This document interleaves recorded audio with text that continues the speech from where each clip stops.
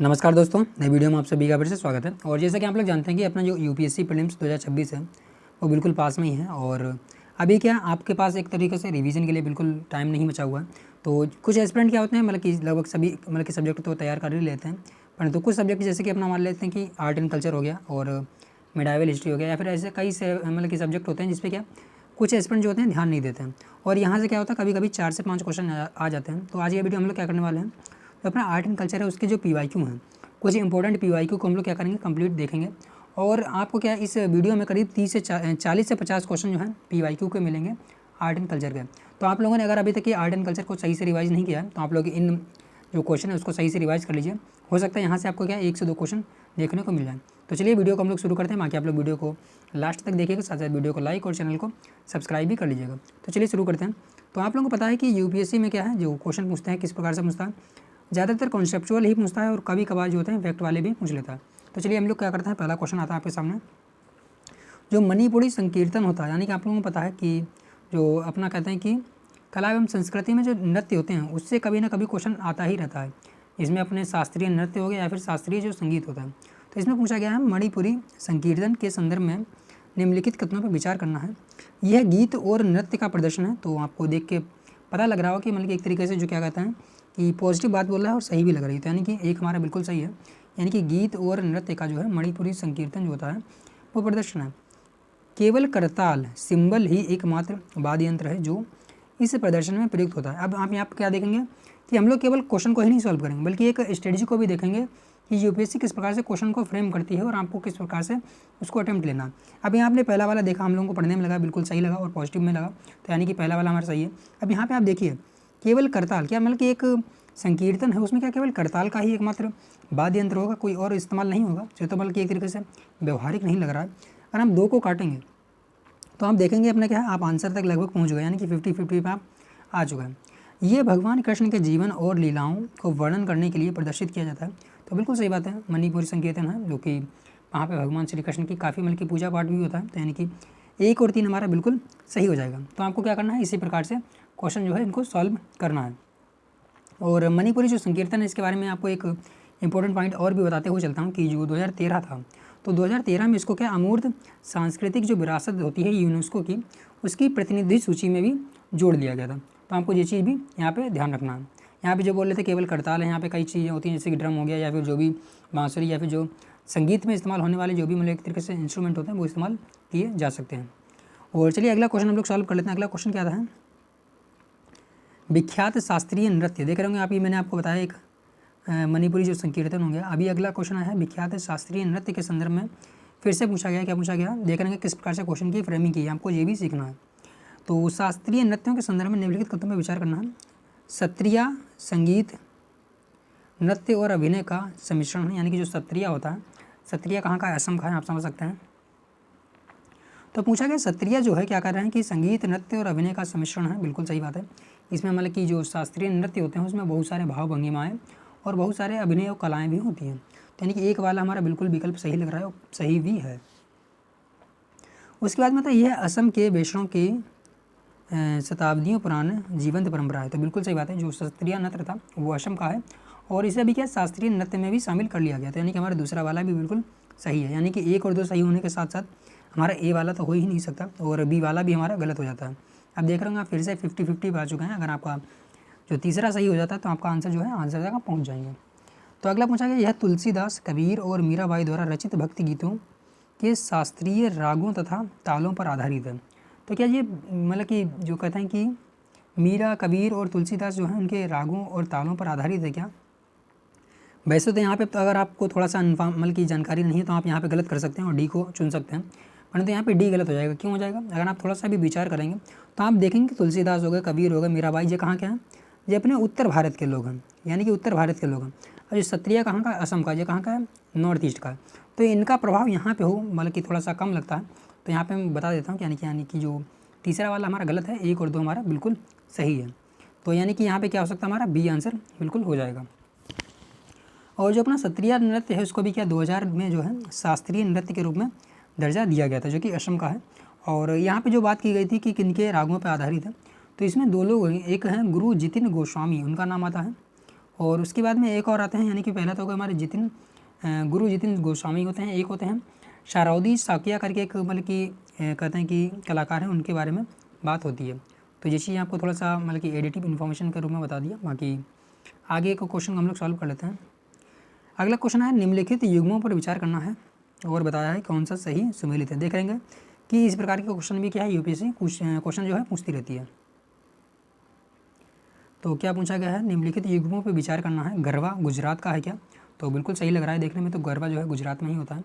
परंतु एक चीज़ यहाँ पे देखिए सही सुमेलित की बात की गई है। हाँ ठीक है, तो गरबा हमारा गुजरात में ही होता है। आपने कई बार देखा होगा मूवियों में भी और टीवी वगैरह में आपने कहीं ना कहीं सुना ही होगा या फिर किसी वीडियो में देखा होगा कि गरबा जो है गुजरात में खेला जाता है।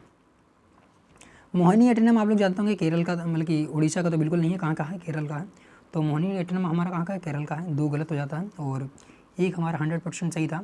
यक्षगान कर्नाटक का है, ये भी 100% सही है। यानी कि 1 और 3 हमारा सही हो जाता है और दूसरा वाला गलत हो जाता है। मैंने क्या बताया आपको, मोहिनीअट्टनम कहाँ का है, केरल का है। भाई पर हमारा जो आता है भरतनाट्यम, तो भरतनाट्यम भी बहुत बार पूछा जाता है, वो कहाँ का है, तमिलनाडु का।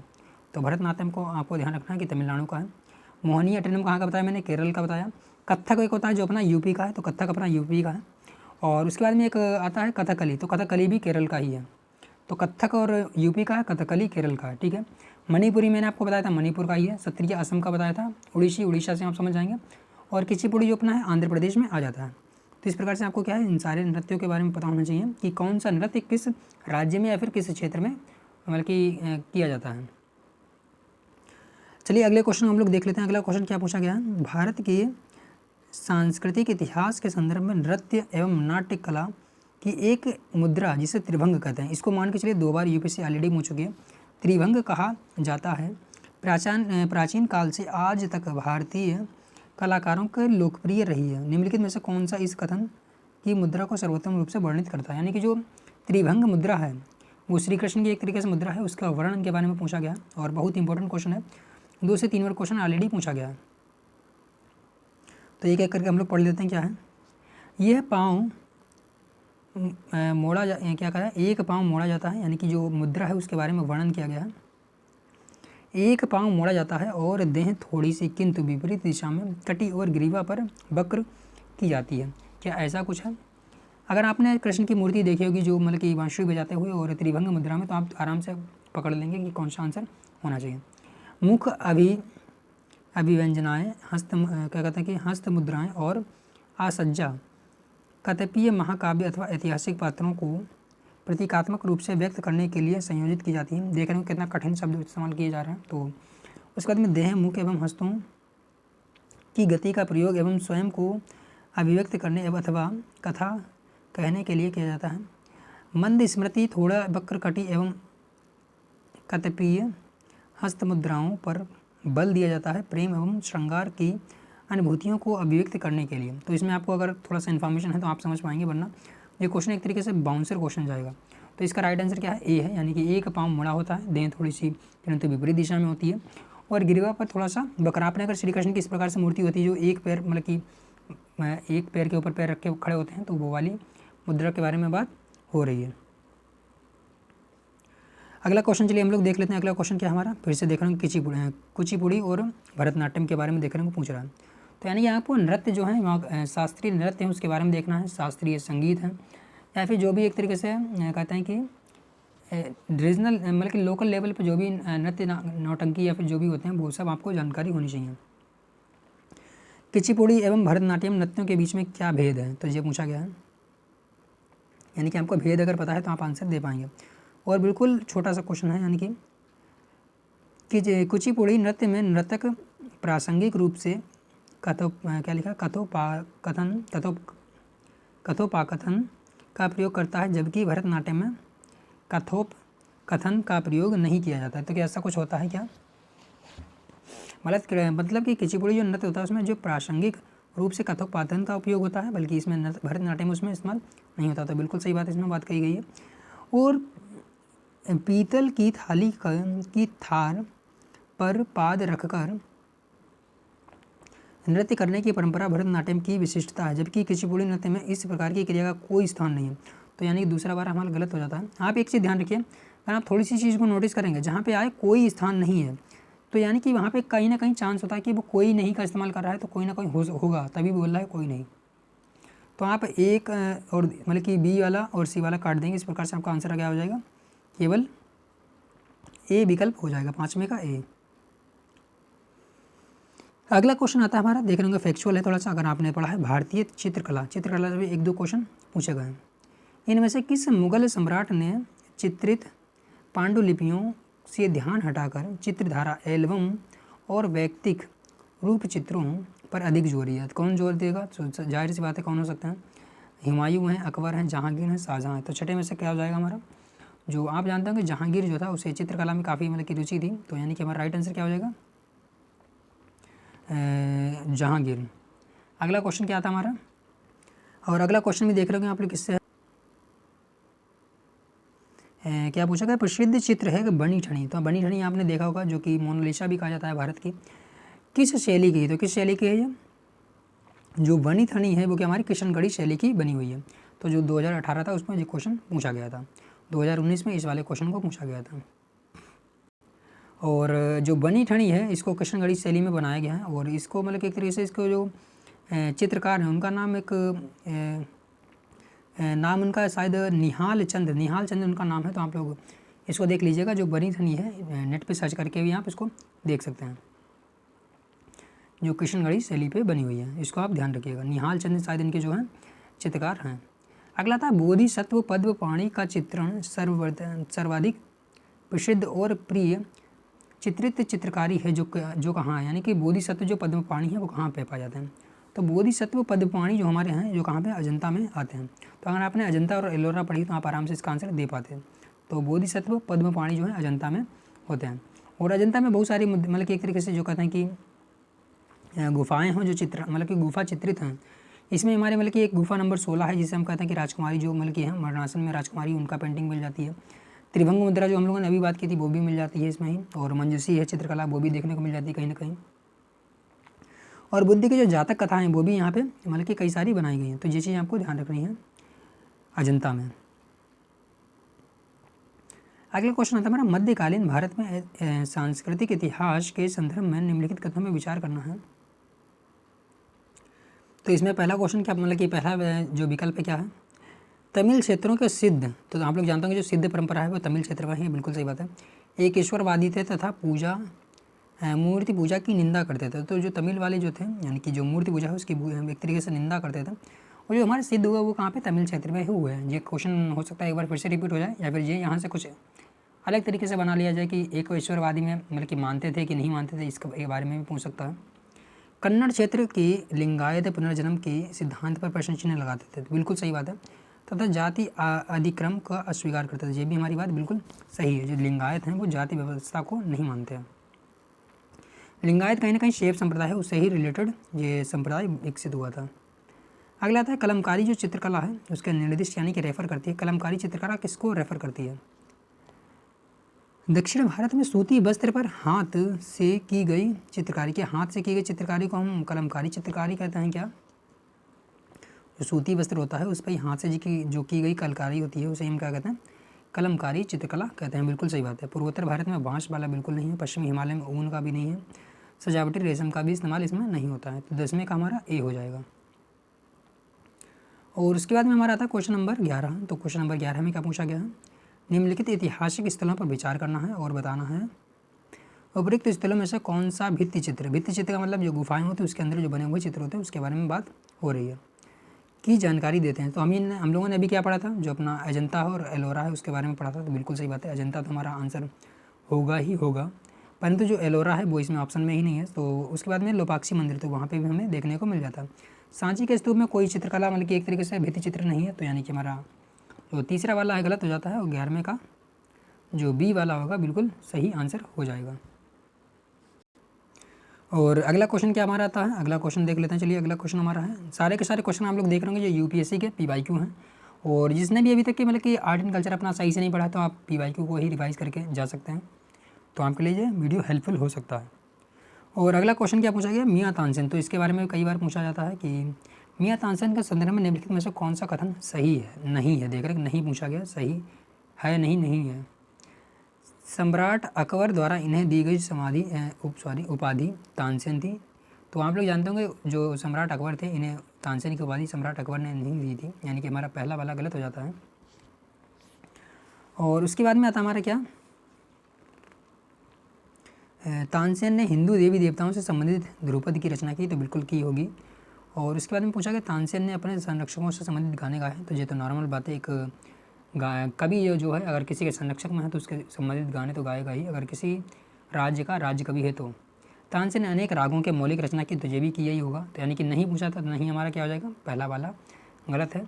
जो सम्राट अकबर थे इन्होंने इनको मतलब कि एक तरीके से कंठभरण बीसल करके कुछ उपाधि दी थी, परंतु कंठभरण बीसल वाणी विलास करके दी थी। और उसके बाद में जो तानसेन की उपाधि जो थी, तानसेन की उपाधि जो कि का नाम, उनका एक नाम है, जो ग्वालियर के राजा थे राजा विक्रमजीत, तो विक्रमजीत ने इन्हें क्या है तानसेन की उपाधि दी थी। और इनका कुछ नाम अलग ही था, राम पांडु करके कुछ था, रामचंद्र सिंह या फिर जो भी नाम था, मतलब कि इनका रियल नेम जो था तानसेन नहीं था, मियाँ की उपाधि। तो इस प्रकार से आप देख सकते हैं, मतलब मैंने आपको ये बता दिया है कि राजा विक्रमजीत जो थे उन्होंने ही अकबर को मतलब कि जो तानसेन थे उनको उपाधि दी थी। अगला क्वेश्चन आता हमारा क्या है, भारत के सांस्कृतिक इतिहास के संदर्भ में निम्नलिखित कथनों में विचार करना है। तो क्या क्वेश्चन पूछा गया है, त्यागराज की अधिकांश कृतियाँ भगवान कृष्ण की प्रस्तुति की गीत हैं, तो हाँ बिल्कुल हो सकता है ऐसा। जो भगवान कृष्ण है उनकी कहते हैं कि कृतियों की प्रतीक हो सकती हैं, तो हमारा यानी कि एक तरीके से मतलब देखने में एक सही बिल्कुल लग रहा है। बाकी अभी देखते हैं, त्यागराज ने अनेक रागों की रचना की, तो अनेक राग तो बिल्कुल यानी कि ये तो होना ही चाहिए कि जो एक अगर विख्यात कोई कवि या फिर कोई संगीतकार है तो उसने रागों की रचना तो की ही होगी ना। जैसे कि अगर कोई लेखक है तो उससे अगर कहा जाए इसने एक अच्छी किताब लिखी है, तो मतलब कि जाहिर सी बात है अगर कोई प्रसिद्ध लेखक है तो उसने किताबें तो लिखी ही होंगी। उसके बाद में था अन्याचार और त्यागराज समकालीन थे, तो आप यहाँ अगर देखेंगे तो जो हमारे अन्याचार और त्यागराज थे ये समकालीन नहीं थे, यानी कि हमारा तीसरा वाला गलत हो जाता है। और तीसरा गलत होते ही हम क्या समझ सकते हैं कि हमारे आंसर तक हम पहुँच चुके हैं, तो इस प्रकार से हमारा क्या है यानी कि पहला वाला भी गलत हो गया अगर हम इसको मानते हैं तो, और चौथा वाला हमारा सही हो गया। तो आप क्या है इसमें यहाँ पे एलिमिनेशन अगर लगाएंगे तो आप आराम से आंसर तक पहुँच जाएंगे। अन्याचार कीर्तन भगवान वेंकटेश्वर की स्तुति के भक्ति गीत करते थे, तो हमारा दूसरा और चौथा सही हो जाएगा। तो कभी कभी होता है कि आपको क्या है जो आंसर मतलब कि वैसे ना आ रहा हो, पर आप अगर एलिमिनेशन लगाते हैं तो आप आंसर तक पहुँच सकते हैं। अगला क्वेश्चन हमारा क्या आता है, अगला क्वेश्चन आता है हमारा मगनियार। आप देख रहे होंगे नाम कभी कभी नाम से पूछ लेता है, मगनियार समुदाय। मगनियार समुदाय के संदर्भ में क्या बताना है कि मगनियार समुदाय के नाम से जाने जाने वाले लोग समुदाय हैं, कौन है, तो आपको बताना है। पूर्वोत्तर भारत में अपनी मार्शल कलाओं के लिए विख्यात है क्या, मार्शल मतलब कि एक तरीके जो मार्शल आर्ट होते हैं वो क्या उसके लिए विख्यात है क्या, तो जाहिर सी बात है आर्ट एंड कल्चर के बारे में हम लोग पढ़े हैं तो आर्ट से रिलेटेड होगा। पश्चिमोत्तर भारत में अपनी संगीत परंपरा के लिए विख्यात हैं, दक्षिण भारत में अपनी शास्त्रीय गायन के लिए और संगीत के लिए विख्यात है, मध्य भारत में पिचकारी परंपरा के लिए विख्यात है। पिचकारी भी एक तरीके से कहीं ना कहीं जो चित्रकला है उससे रिलेटेड है, तो पिचकारी को आप होली वाली पिचकारी मत समझिएगा। तो उसके बाद में यानी कि इसका हमारा आंसर क्या होगा, इसका आंसर मैं आपको डायरेक्टली बता देता हूँ, कोई खास लेकिन वैसे नहीं, बस इसको फैक्चुअल अगर आपको जानकारी है तो आप बता सकते हैं। तो पश्चिमोत्तर भारत में जो संगीत परंपरा होती है उसमें एक होता है मंगनियार, एक होता है नगियार। तो ये इस प्रकार से मतलब कि जो संगीतकार होते हैं उसमें एक नाचने वाला, एक गाने वाला या फिर जो भी होता है उस प्रकार से नाम रखे जाते हैं। अगला क्वेश्चन आता हमारा क्वेश्चन नंबर 15। सदियों से भारत में जीवित रही एक प्रमुख परंपरा ध्रुपद। तो ध्रुपद तो आपने काफ़ी नाम सुना है अगर आपने पढ़ा है थोड़ा बहुत। ध्रुपद के बारे में पूछा गया है, कौन सा सही होगा। ध्रुपद की उत्पत्ति तथा विकास मुगल काल में राजपूत राज्यों में हुआ था क्या, तो जो ध्रुपद था क्या माना राजपूत राज्यों में हुआ था।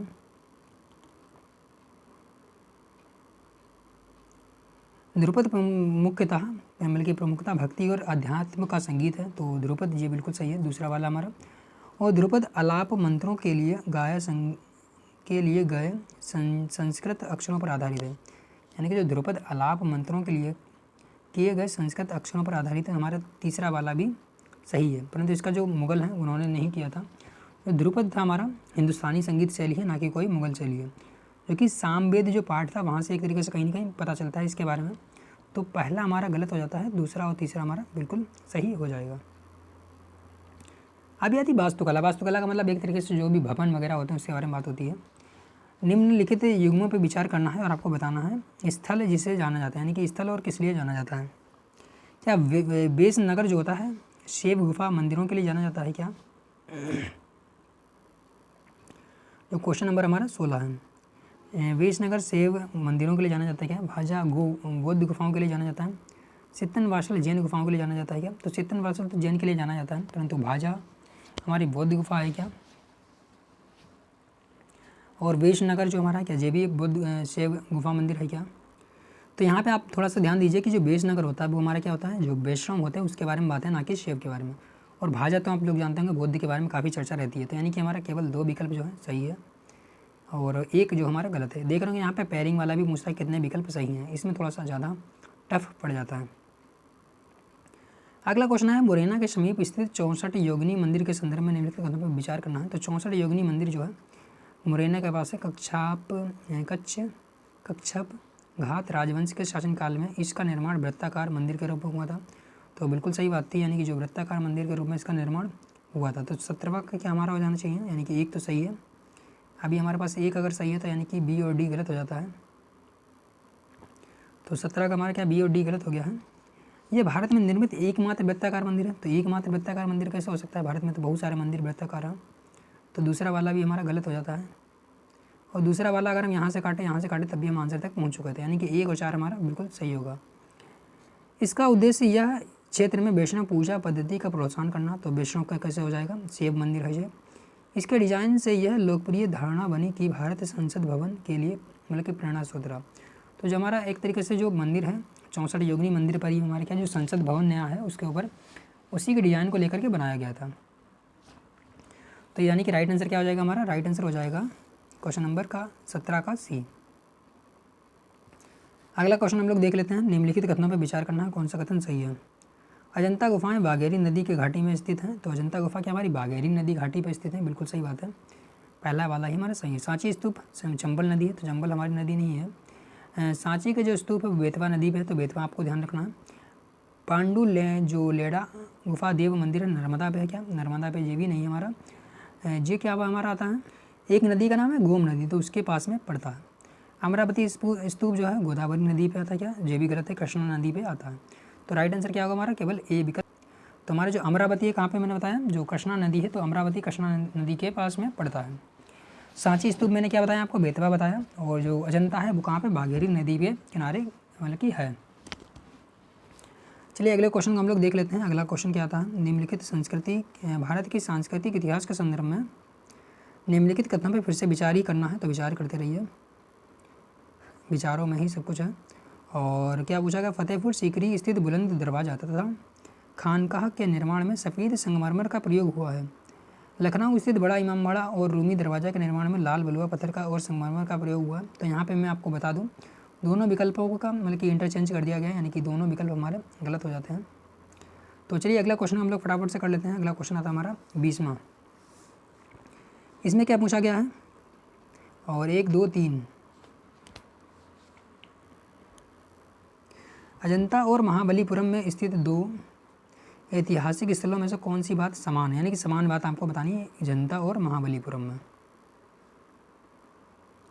दोनों एक ही समय काल में निर्मित हुए हैं। तो क्या एक ही समय काल में कैसे हो जाएंगे, ये तो पहले ही गलत हो जाता है। तो पहला ही गलत हो गया, इसका मतलब हमारे पास क्या है, आंसर आप पहुंच चुके हैं। उपयुक्त में से कोई नहीं होगा या फिर केवल 3 होगा। दोनों एक ही धार्मिक संप्रदाय हैं। अजंता आप लोग जानते होंगे केवल बौद्ध है, महाबलीपुरम कहीं ना कहीं हिंदू भी इसमें आ जाते हैं। तो दूसरा वाला भी हमारा गलत है। दोनों में शैलीकृत स्मारक है, तो यानी कि दोनों पत्थर के तो बने हुए हैं। तो केवल क्या हो जाएगा हमारा, यानी कि केवल बी विकल्प सही हो जाएगा। भारत के कला और पुरातात्विक इतिहास के संदर्भ में निम्नलिखित में से कौन सा कथन सबसे पहले निर्माण हुआ, यानी कि सबसे पहले किसका निर्माण हुआ आपको ये बताना है। भुवनेश्वर स्थित लिंगराज मंदिर, धौली स्थित शैलकृत हाथी, महाबलीपुरम स्थित में शैलकृत स्मारक, उदयगिरी में स्थित वराह की मूर्ति। तो आपको पहले ये भी ध्यान रखना कि कौन सी चीज़ कहाँ पे है, और इसमें पूछा गया सबसे पहले कौन सा। हो सकता है यूपीएससी इसी में से कोई क्वेश्चन पूछ ले कि धौली स्थित जो शैलकृत हाथी जो है मतलब कि शैलकृत हाथी मंदिर जो है कहाँ पे स्थित है, तो धौली में है। या फिर महाबलीपुरम और शैलकृत स्मारक, या फिर उदयगिरी में जो बराह की मूर्ति है, तो बराह की मूर्ति कहाँ पे, उदयगिरी में, आपको पता होना चाहिए। परंतु इस क्वेश्चन में पूछा गया सबसे पुराना कौन था। सबसे पुराना कौन सा होगा हमारा, जो धोली में स्थित जो शैलकृत हाथी हैं वो क्या सबसे पुराने हैं। नेक्स्ट क्वेश्चन आता है हमारा, भारत के सांस्कृतिक इतिहास के संदर्भ में पंचायतन शब्द किससे निर्दिष्ट करता है। तो पंचायतन आप लोगों को पता होगा, जो हमारा मंदिर है वहाँ पे 5 मंदिर चारों तरफ होते हैं इसके, इसे पंचायतन कहते हैं। तो क्या हो जाएगा हमारा, मंदिर रचना की शैली एक पंचायतन शैली है। तो आगे हम लोगों को पढ़ने की जरूरत नहीं है क्योंकि बहुत ही ईजी क्वेश्चन है, अगर आपने थोड़ा सा भी पढ़ा है इसके बारे में। कुछ शैलकृत बौद्ध गुफाओं को चैत्य, तो ये काफ़ी इंपॉर्टेंट है, चैत्य और बिहार के बारे में 2 से 3 बार पूछा गया है ऑलरेडी। कुछ शैलकृत गुफाओं को चैत्र जबकि एक अन्य को बिहार कहा जाता है, क्यों। तो मैं आपको ऐसे ही बता देता हूँ। चैत्र का मतलब होता है जहाँ पे एक तरीके से साधु रहते हैं और जहाँ पे पूजा पाठ होता है। बिहार का मतलब नॉर्मली जो भी, यहाँ पे मैंने क्या बताया, जो चैत्र होता है वहाँ पे एक तरीके से पूजा पाठ का स्थल होता है। जो बिहार होता है वहाँ पे जो भिक्षु होते हैं बुद्ध, वो रहने का स्थान होता है। तो बिहार का मतलब आप समझ सकते हैं रहने का स्थान ही होता है। तो चलिए देख लेते हैं क्या विकल्प बनाया है यूपीएससी ने। बिहार पूजा स्थल होता है, उल्टा बता दिया, जबकि चैत्र मतलब कि भिक्षुओं का निवास होता है। तो हमारा क्या हो गया, चैत्य मैंने बताया आपको पूजा स्थल है, जबकि बिहार क्या है, भिक्षुओं का निवास स्थान है। आगे पढ़ने की जरूरत नहीं है क्योंकि काफ़ी इजी है और 2 से 3 बार ऑलरेडी पूछा भी गया है। भारतीय शिला वस्तु के इतिहास में निम्नलिखित के संदर्भ में निम्नलिखित कथनों पर विचार करना है। फिर से चलिए विचार कीजिए। भारतीय शिला वास्तु के इतिहास के संदर्भ में बादामी की गुफाएं भारत की प्राचीनतम अवशिष्ट शैलकृत गुफाएं हैं क्या। तो बादामी की गुफाएं सबसे प्राचीन कैसे हो जाएंगी, अजंता एलोरा ऑलरेडी विद्यमान है, उससे पहले की भी कई मूर्तियां जो हैं वो क्या कहते हैं कि वास्तुकला विद्यमान है। बादामी की गुफाएं जो सबसे प्राचीनतम नहीं है, यानी कि हमारा एक गलत हो जाता है। बारावर की शैलकृत गुफाएं सम्राट चंद्रगुप्त मौर्य के द्वारा मूलतः आजीविकों के लिए बनवाई गई थी। तो हमारा क्या दूसरा सही है क्या। चंद्रगुप्त पहली बात तो मौर्य ने नहीं बनवाई थी, जो एक उनका नाती था या फिर जो भी पोता है जो भी था उसने बनवाई थी, दशरथ करके शायद। तो एक ही हमारे पास बचा है वो केवल 3। एलोरा में गुफाएं मुख्यतः धर्म के एलोरा में गुफाएं विभिन्न धर्मों के लिए बनी है, तो यानी कि हमारा सी वाला सही हो जाएगा। एलोरा में जो गुफाएं हैं वहाँ पे जैन बौद्ध और हिंदू तीनों धर्मों के लिए बनी हुई हैं। नागर द्रविड़ और बेसर क्या है, सीधा सा सिंपल सवाल है, बहुत ईजी है। सारे के सारे क्या है, मुख्य रूप से नागर बेसर और द्रविड़ क्या है, हमारी भारतीय उपमहाद्वीप की प्रमुख जातियाँ, गलत है। 3 प्रमुख भाषा वर्ग जिन्हें भारत की भाषाओं का विभक्त किया गया, गलत है। ये क्या है, मंदिर निर्माण की शैलियाँ हैं, प्रमुख 3 शैलियाँ, यानी कि हमारा 25 का क्या हो जाएगा, 25 का सी आंसर हो जाएगा। जो नागर होती है हमारी क्या दक्षिण भारत में, बेसर क्या हमारी है मध्य में है, और बेसर जो क्या बोला मैंने, नागर बेसर और द्रविड़ी। नागर जो होती है हमारी उत्तर भारत की है, नागर उत्तर भारत की है, बेसर मध्य की है, और तीसरा कौन सी थी हमारी, द्रविड़। द्रविड़ हमारे क्या है दक्षिण की है, आप जानते होंगे, नाम से ही समझ गए होंगे। अगला क्वेश्चन क्या आ गया, निम्नलिखित कथनों पर विचार करना है। शिल्प और किस राज्य की परंपरा है, यानी कि शिल्प है और जो किस राज्य की परंपरा है। जो लिखा है पुथुक्कुली शॉल जो तमिलनाडु की है क्या। सुजान कढ़ाई हमारी महाराष्ट्र की है क्या, और उपड़ा क्या लिखा, उपड्डा जामदानी कर्नाटक की है क्या। तो जो 26 है इसका राइट आंसर मैं आपको बता देता हूँ, थोड़ा सा फैक्चुअल है, तो यानी कि जो पुकुत्थाली शॉल है जो तमिलनाडु के, बाकी दूसरा और तीसरा हमारा गलत है। तो इसमें थोड़ा सा याद करने वाला है, थोड़ा सा याद करके लीजिए आप लोग। भारत में निम्नलिखित नगरों पर विचार करना है, उपरोक्त में से कौन सा पारंपरिक साड़ी वस्त्र उत्पादन के लिए विख्यात है। तो चंदेरी की तो साड़ी सभी जगह आप लोग विख्यात सुनी होंगी। भद्रचलम और कांचीपुरी, कांचीपुरी के वैसे नाम मैंने सुना है कांचीपुरी का भी, तो यानी कि कांचीपुरी यानी कि 2 और 3 हमारा राइट आंसर हो जाएगा, और करनाल हमारा गलत है। तो 2 और 3 हमारा क्या हो जाएगा, 27 का बी। अगला आता है भारतीय जो मूर्ति कला है, इसके बारे में भी कई बार क्वेश्चन पूछे जाते हैं। निम्नलिखित में से किस उभारदार मूर्ति शिल्प यानी कि जो रिलीफ कल्चर होता है, शिलालेख में अशोक के प्रस्तर रूपी चित्र के साथ रणेय अशोक राजा अशोक का किसमें वर्णन किया गया है। तो आपको जो शिलालेख है उसके बारे में पता होना चाहिए। तो जो हमारा कंगन हल्दी जो अभिलेख है, शिलालेख है, उसमें जो है रानी अशोक के बारे में देखने को मिलता है लिखा हुआ। और भी कई बार पूछा गया है, तो इसको आप देख लीजिएगा। जो शिलालेख होते हैं कहाँ कहाँ पे विद्यमान है, इसके ऊपर भी 1-2 बार क्वेश्चन पूछा गया है। और अगला क्वेश्चन आता है हमारा क्वेश्चन नंबर जो है 29। तो क्वेश्चन नंबर 29 में क्या पूछा गया, भारतीय कला व संस्कृति के इतिहास के संदर्भ में युग्मों पर फिर से विचार ही करना है। विख्यात मूर्ति शिल्प और स्थान। बुद्ध के महापरिनिर्वाण की एक भव्य प्रतिमा जिसमें ऊपर की ओर अनेक देवी देवता संगीत और नीचे की ओर अनेक दुखमय अनुयायी दर्शाए गए हैं। तो क्या हमारी अजंता की बात हो रही है क्या? तो विकल्प क्या बनाएंगे? 1 3 1 2 3 1 2 3। तो जो हमारा एक तरीके से मैं आपको डायरेक्टली इसका आंसर बता देता हूँ, क्योंकि ये काफ़ी इंपॉर्टेंट क्वेश्चन है और हो सकता है इस क्वेश्चन से ही एक नया क्वेश्चन बनाया जाए। तो ध्यान रखिएगा, जो बुद्ध के महापरिनिर्वाण के भव्य प्रतिमा और उसके ऊपर अनेक देवी देवताएं हैं और उसमें क्या दुख में अनुयायी बैठे हुए हैं, तो अजंता में है, बिल्कुल सही बात है। और उसके बाद में क्या आता है हमारा, जो प्रस्तर उत्कीर्णित वैष्णव के बराह अवतार की विशाल प्रतिमा जिसमें देवी देवता पृथ्वी को गहरे विक्षोभ सागर से उभारते हुए दर्शाया गया है, माउंट आबू में नहीं है। जी कहाँ पे हमारा पड़ जाता है? जो उदयगिरी है, उदयगिरी की जो मध्य प्रदेश में मतलब विदिशा है, वहाँ पे आपको देखने को मिल जाता है। उसमें विशाल गोलाश्मा पर उत्कीर्णित अर्जुन की तपस्या और गंगा अवतार की जो महाबलीपुरम है, इसे मामल्लपुरम भी कहा जाता है, वहाँ पे मिलता है। 1 और 3 हमारा विकल्प सही है, तो हमारा जो 29 हो जाएगा, इसका सी विकल्प सही हो जाएगा। अगला मेले और त्यौहार, मैंने आपको बताया था इससे भी कई बार क्वेश्चन बन जाता है, तो मेले त्यौहार के बारे में आपको पता होना चाहिए। निम्नलिखित युग्मों पर विचार करना है, परंपरा और राज्य। चपचारकूट त्यौहार, चपचारकूट त्यौहार जो हमारा कहाँ पे पाया जाता है? जो चपचारकूट त्यौहार है मिजोरम में होता है क्या? बिल्कुल सही बात है, मिजोरम में होता है। और खोंगजोम परवा गाथा गीत जो है मणिपुरम में, ये भी हमारा सही है। थांगटा भी हमारा कहाँ से, एक तरीके से थांगटा जो है वो भी हमारा मणिपुर का ही है। तो यानी कि 1 और 2 हमारा सही है, तीसरा वाला गलत है।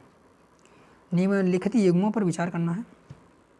चाहिला साहिब युग्म कौन सा है? चाहिला साहिब उत्सव जो हमारा क्या सिंधियों का है। और नंदा राजा जात यात्रा जो है गोंड की है क्या? जी गोंड की नहीं है, जी हमारी क्या है, जो एक तरीके से उत्तराखंड में नंदा देवी जो है उसमें वहाँ पे एक तरीके से वहाँ की बात हो रही है। तो पहला वाला हमारा इसमें सही है और बाकी बारवारी जो संप्रदाय है संथालों का नहीं है, ये भी हमारा गलत हो जाता है। चलिए अगले क्वेश्चन को हम लोग आ जाते हैं। भारतीय पारंपरिक खेल क्या है? भारत की संस्कृति एवं परंपरा के संदर्भ में जो कलरी पट्टू होता है, एक तरीके से जो हमारा मार्शल आर्ट है एक तरीके से, जो कि केरल में या फिर उसी के आसपास का रीजन है वहाँ पे होती है। ये शैव मत की प्राचीनतम भक्ति पंथ है, भक्ति पंथ तो कैसे भी नहीं है, गलत है पूरे तरीके से। ये कांसे और पीतल के काम का एक प्राचीन शैली, गलत है। नृत्य और नाटक की प्राचीन रूप में मालाबार, बिल्कुल गलत है। प्राचीन मार्शल कला है जो दक्षिण भारत के कुछ हिस्सों में जीवंत है, तो मैंने आपको बता दिया। अगला क्वेश्चन आता है, मतलब कि जो विविध इसमें बहुत सारे क्वेश्चन पूछे जाते हैं। दक्षिण भारत में संगम साहित्य के बारे में पूछा गया है। संगम साहित्य के बारे में ऑलरेडी 2 से 3 बार पूछा गया है। निम्नलिखित कथनों पे कौन सा सही है? संगम कविताओं में भौतिक संगीत का कोई नहीं है, देख रहा हूँ बिल्कुल गलत है। कोई नहीं जहाँ पे आया है वहाँ पे देख मान के चलिए 90% गलती होता है। वर्ण का सामाजिक वर्गीकरण संगम कवियों का ज्ञान था, बिल्कुल होगा ही होगा। संगम कविताओं में समर शौर्य का कोई वर्णन नहीं है, देख रहे हैं बिल्कुल गलत है। और सही ही पूछा गया तो हमारा आंसर मिल गया है, यानी कि हमारा बी वाला राइट आंसर हो जाएगा। 33 का बी। और संगम साहित्य में जादुई ताकतों का असंगत बताया गया, तो ऐसा कुछ नहीं, वहाँ पे कुछ जादुई टोने होते थे। अगला पूछा कि संदर्भ में हलवी हो और कोई पद क्या है? अगर आपने थोड़ा बहुत ज्योग्राफी पढ़ा है, उसका रीजन पढ़ा है, तो आप समझ जाएंगे जो क्या है, सारी की सारी पश्चिमोत्तर भारत की नृत्य रूप नहीं है, वाद्य यंत्र भी नहीं है, गुफा चित्र भी नहीं है, जनजातियों की भाषाएं हैं। निम्नलिखित में से कौन सा उपवाक्य उत्तर हर्षकालीन स्रोतों में प्रायः उल्लेखित हुंडी आपको पता होगा, एक तरीके से आपने अगर इकोनॉमिक्स के बारे में पढ़ा है तो इकोनॉमिक्स पढ़ा है तो हुंडी के बारे में पढ़ा होगा। राजा द्वारा अपने अध्यक्षों को दिया गया एक परामर्श तो नहीं है। प्रतिदिन लेखा जोखा अंकित करने वाली वही खाता नहीं है। हुंडी क्या था? एक विनिमय पत्र था, तो आपको समझ गए होंगे। 35 का क्या हो जाएगा हमारा? जो हुंडी था तो क्या विनिमय पत्र था, यानी कि उसके बदले आप व्यापार कर सकते थे। क्रेडिट एक तरीके से क्रेडिट लेन देन है उसका इस्तेमाल होता था। तो 35 का क्या हो गया हमारा? सी हो गया। 36 देख लेते हैं। निम्नलिखित में से कौन सा सूर्य मंदिर का विख्यात है? तो सूर्य मंदिर के लिए कौन सा हमारा विख्यात है? ये विख्यात क्या बोला? सूर्य मंदिर के लिए विख्यात है। नीचे दिए कोड का प्रयोग करके सही उत्तर देना है। तो जो 36 है वो हमारा क्या कहते हैं, अरसलवल्ली जो है हमारा सूर्य मंदिर के लिए विख्यात है। परंतु जो हमारा अमरकंटक और ओंकालेश्वर मंदिर है वो हमारा सूर्य मंदिर नहीं है। जो हमारा अंबलेश्वर मंदिर है वो तो शिव मंदिर है, तो आप समझ सकते हैं शिव मंदिर है। और जो अमरकंटक है वो भी कहीं ना कहीं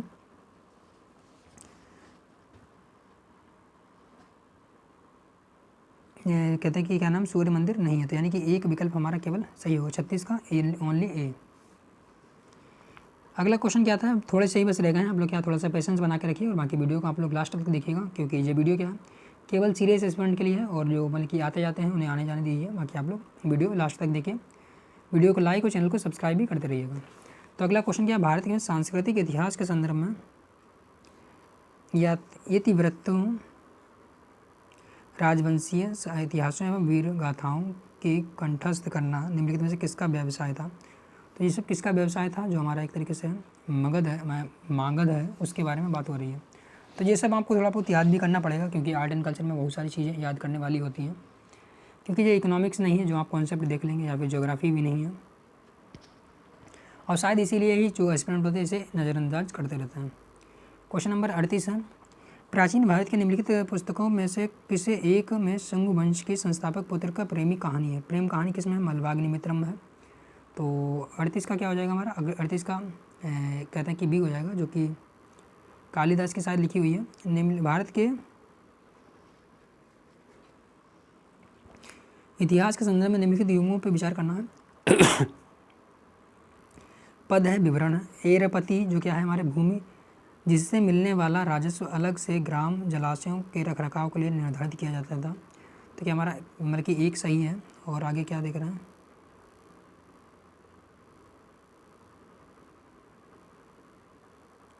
उनतालीस का क्वेश्चन है, ठीक है। यानी कि एरपति जो था हमारे भूमि से मिलने वाले जो राजस्व था उसको अलग अलग ग्राम जलाशयों में रखरखाव के लिए निर्धारित किया जाता था। उसके बाद में क्या बना है, तुनियार जो है एक अकेले ब्राह्मण अथवा एक ब्राह्मण समूह को दान में दिया गया ग्राम था। तो तुनियार भी हमारा बिल्कुल सही दिया गया है 39 का। घटिका प्रायः मंदिरों के साथ संबंधित विद्यालय को घटिका कहा जाता था। तो यूपीएससी क्या करती है, बहुत सारे क्वेश्चन बनाती है, उसमें करती है कि जो एक शब्द ले लेती है उसका अर्थ के बारे में पूछती रहती है। तो 1, 2, 3 इसमें हमारा सही हो जाएगा, जो 39 का 1, 2, 3। इसी प्रकार से पूछा गया है निम्नलिखित कथनों पर विचार करना है कौन सा कथन सही है। बस 5 से 6 क्वेश्चन और बचे हुए हैं, हम लोग उसको भी सॉल्व कर लेते हैं। निम्नलिखित कथनों पर विचार करना है, तीर्थ स्थल और अवस्थित है। तो जो हमारा श्रीशैलम है वो नल्लामल्ल पहाड़ी है, वहाँ पे है, और ओलंकेश्वर जो है सातमाला की पहाड़ियों पर नहीं है। पुष्कर मंदिर तो आप लोगों को पता ही है कि कहाँ पे हमारा है, राजस्थान है, वहाँ पे पड़ जाता है। तो हमारा क्या हो जाएगा 40 का ओनली ए वाला विकल्प सही है, केवल एक। और निम्नलिखित भाषाओं पर विचार करना है, गुजराती, कन्नड़, तेलुगु। उपरोक्त में से किसको सरकार ने शरण यानी कि शास्त्रीय भाषा के रूप में घोषित किया। तो गुजराती तो अभी तक बिल्कुल नहीं है, कन्नड़ और तेलुगु शायद हो सकती है। तो 41 का क्या हो जाएगा हमारा 41 का सी, यानी कि कन्नड़ और तेलुगु है, परंतु गुजराती अभी तक नहीं है। शक संवत द्वारा आधारित राष्ट्रीय पंचांग जो है कैलेंडर को चैत्र ग्रेगोरियन कैलेंडर पर आधारित 365 दिनों के सामान्य वर्ष के निम्नलिखित तिथियों में से किसके तदनुसार होगा। यानी कि जो राष्ट्रीय पंचांग जिसे हम लोग क्या कहते हैं ग्रेगोरियन, एक ग्रेगोरियन कैलेंडर है, एक राष्ट्रीय पंचांग है जिसे हम क्या नाम उसका शक संवत करके कहते हैं। तो शक संवत जो है हमारा उसको कहते हैं, जो कि हिंदू कैलेंडर है। और उसके बाद में क्या जो ग्रेगोरियन कैलेंडर है जो इंग्लिश कैलेंडर है उसके बारे में पूछा गया कौन सा सेम डेट होगी। तो 41 का जो हमारा क्या नाम क्वेश्चन नंबर कौन सा है 42 है। तो 42 का क्या हो जाएगा हमारा क्वेश्चन नंबर, जो 21 मार्च या फिर 22 मार्च होती है उसको ही हम क्या कहते हैं, जो शक संवत होता है उसका पहला दिन स्टार्ट होता है। निम्नलिखित युगों में भारतीय षड दर्शन का भाग नहीं। तो भारत में क्या है 6 दर्शन होता है, जिसमें सांख्य है, न्याय है, वैशासिक है, कणाद है, एक वैशासिक है, और वेदांत है, मीमांसा है। तो मीमांसा है बिल्कुल है, वेदांत भी है, न्याय है, वैशासिक है, लोकायत और कपालिक जो हमारे हैं। कपालिक जो एक तरीके से बौद्ध से रिलेटेड क्या नाम, कपालिक जो है शैव से रिलेटेड है, लोकायत भी शैव से रिलेटेड ही बन जाता है। सांख्य, योग, न्याय, वैशासिक, मीमांसा और वेदांत, ये 6 के 6 हमारे क्या हैं षड दर्शन में आ जाते हैं। तो आज का हमारा लास्ट क्वेश्चन रहेगा, और शायद आशा करते हैं कि आप लोगों ने वीडियो को लास्ट तक देखा होगा। अगर आप यहाँ तक रुके हैं तो कहीं ना कहीं आप बहुत ही सीरियस एस्पिरेंट है। और आप टाइम भी देख सकते हैं कि टाइम मुझे वीडियो बनाते बनाते लगभग 1 बज गया है पूरा, और 1 बज के 1 मिनट हो चुका है। तो आप समझ सकते हैं कि कोई भी वीडियो होता है या फिर कोई भी क्लास होती है उसमें काफ़ी मेहनत लगती है। तो आपको क्या है इसके लिए थोड़ा सा सपोर्ट करना चाहिए, और आपको वीडियो लाइक या फिर चैनल को सब्सक्राइब भी कर लेना चाहिए, और साथ साथ वीडियो को शेयर भी करना चाहिए। तो आज का लास्ट क्वेश्चन हम लोग पढ़ लेते हैं। भारत के समप्रीतक के नीचे उत्कीर्ण यानी कि भारत की जो संप्रीतक है के नीचे उत्कीर्ण भारत की राष्ट्रीय आदर्श और शक्ति जो है सत्यमेव जयते कहाँ से लिया गया? तो सभी को पता है मुंडको उपनिषद से लिया गया। तो सत्यमेव जयते कहाँ से? मुंडको उपनिषद से लिया गया। तो चलिए मिलते हैं बाकी नए वीडियो में। बाकी आप लोग वीडियो को लाइक और चैनल को सब्सक्राइब तो कर लीजिएगा।